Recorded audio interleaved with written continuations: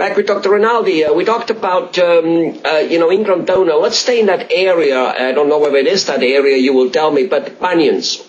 And I know that 40 years ago, 50 years ago, the way a bunion was treated, I think it's still treated that way because my father still does it that way. He simply cut a hole in the shoe.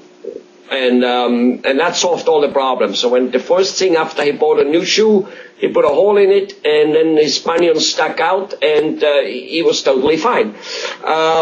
Is that the preferred method of treatment still? I suppose it's who you're treating. I never argue with success, so if it works, it works. It wouldn't be it would not be my first choice, however. Well, that was your first choice. For me, when I look at a bunion, I look at not only the deformity, but I look at the patient in terms of who the patient is, what the patient does, what the patient is looking to accomplish, and how much pain the patient actually has. My first thrust is always to determine whether if you don't mind, the deformity itself and the bunion. You sorry to interrupt you. Can we go one small step back and actually tell us, so that with no uncertain term, what is a bunion in the first place? Why don't we spend a minute or so on that, and then go back on what are the consequences of it and how to treat it? Yeah, that's exactly where I was going with the discussion. You aren't too far wrong when you said it's not too far from the toenails. In this case, it's not too far from the first toenail. A bunion is a deformity either on the side or top of the foot in what you might, in layman's terms, refer to as the first knuckle or the biggest knuckle on the foot. That area is usually enlarged when you have a bunion. The degrees of bunion for a podiatrist or for a patient in terms of their pain has to do normally with the size of that growth or overgrowth of bone. Bunions can be very red in color, and that's usually associated with the friction of the individual who hasn't cut out their shoe. It could be associated with a bursal sac, which occurs between the skin and this enlarged bone. It's the body's way of trying to protect this enlarged bone. So anatomically speaking, it's normally on the side of the foot behind the big toe. The bunion, however, is, I guess, a deformity which you have to control. If Mr. Flash came into my office with a bunion and told me he doesn't like the way it looks, my antennas go up right away, because when someone doesn't like the way that it looks, doesn't necessarily mean it's something that has to be operated on or corrected. And when I see a case such as that, I'll simply say, well, if you don't like the way it looks, how about we stop it from getting worse? What can we do to help that? Usually bunions are caused by inheritance, which is a topic we've touched on a little bit before, and foot structure. The inheritance I cannot change, and thank God I can't change that. But what I can change is the way a foot functions, and that's where the mechanics come in. If you can take a foot and control the way it hits the ground by putting an orthotic in a shoe, or putting what used to be referred to as a cookie in the shoe, but in this case a sophisticated cookie made from an impression of the foot, like a dentist makes impressions of teeth. Send that impression to a laboratory and make something that will make that foot balance, and I guess that's a good layman's term, balance better in its gait and in its stride, will control that deformity from getting worse. That's usually the first line of defense before surgery is even contemplated.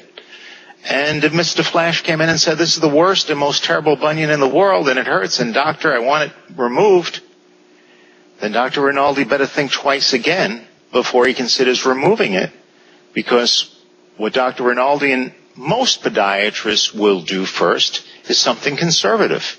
That could be some form of an introduction of medicine. It could be a steroid. A steroid which works in that area, does not go through the body or the system. A podiatrist may render some form of physical therapy, whether it's an ultrasound treatment, whether it's an electrical stimulation treatment, whether it's a paraffin wax treatment. All of those conditions will reduce the inflammation of this terrible pain Mr. Flash came in with. Certainly today we have these lasers that do wonders for the inflammation. Lasers can be used to penetrate through the skin and reduce a lot of the inflammation around the bone. Once all that's accomplished and Mr. Flash is wonderful and he's wearing his orthotic, then everything should be all hunky-dory.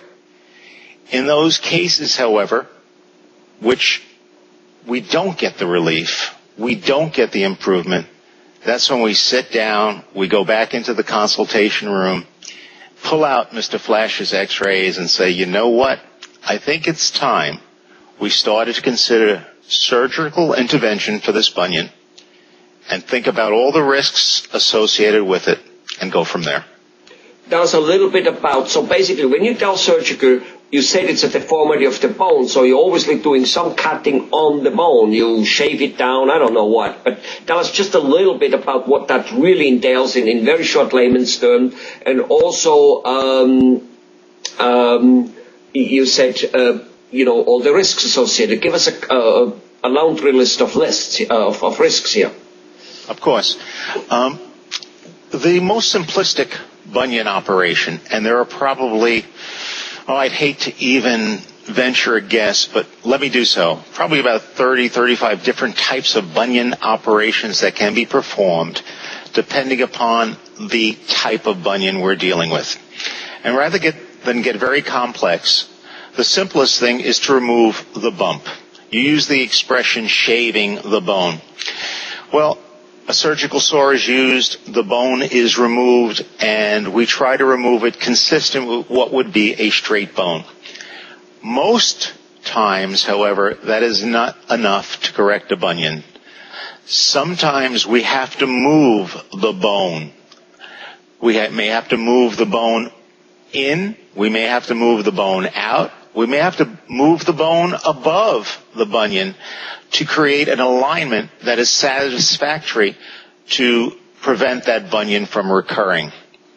Sometimes internal fixation, the introduction of a screw, a wire may be utilized to control the deformity during surgery, and sometimes that wire is removed.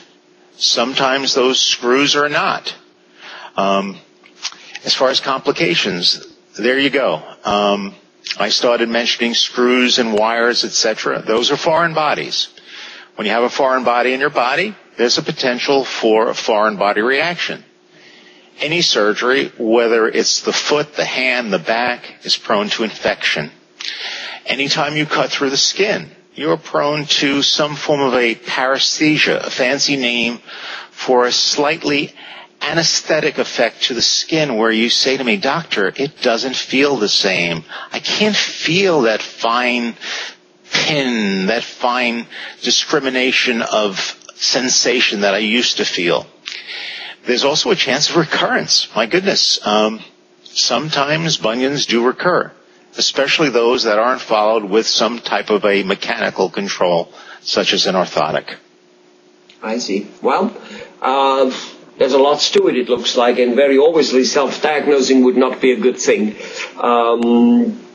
So basically, always start off with almost like prevention and with not very aggressive ways, trying to make sure that the foot is balanced. Try to fix it that way.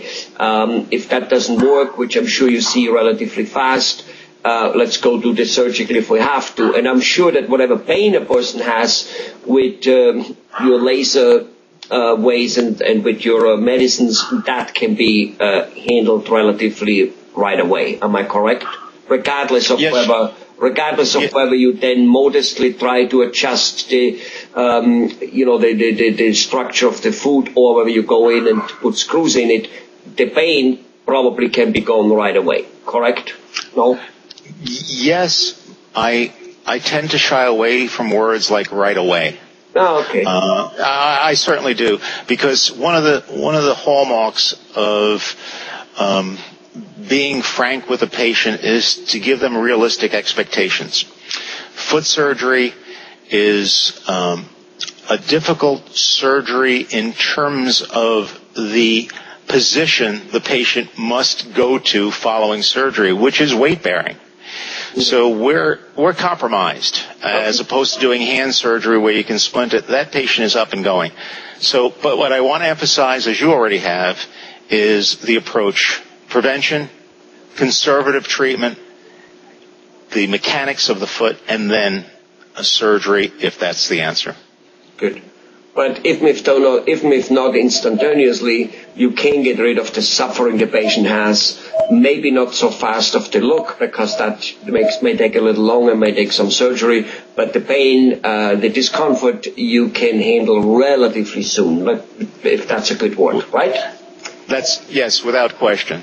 Yes. Good. Well, Dr. Rinaldi, again, very informative. I'm sure patients, especially with a bunion or knowing somebody with a bunion, will enjoy it and will now know much more what to do. Thank you very much. It's a pleasure, as always. Thank you.